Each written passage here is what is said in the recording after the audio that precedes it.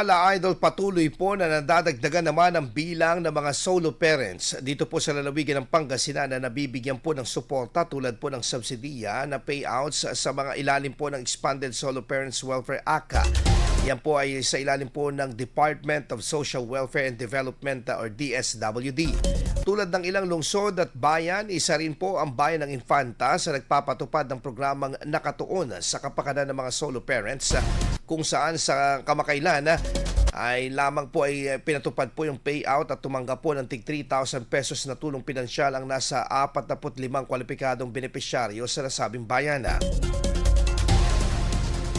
Makatutulong umano ito sa kanilang pang-araw-araw na gastusin at mapagaan ang hamon ng pagpapalaki sa kanilang mga anak bilang nag-iisang magulang.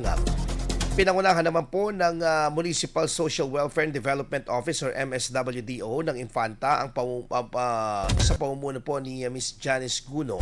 Ang RSW ang pamamahagi ng subsidy sa mga benepisyaryo.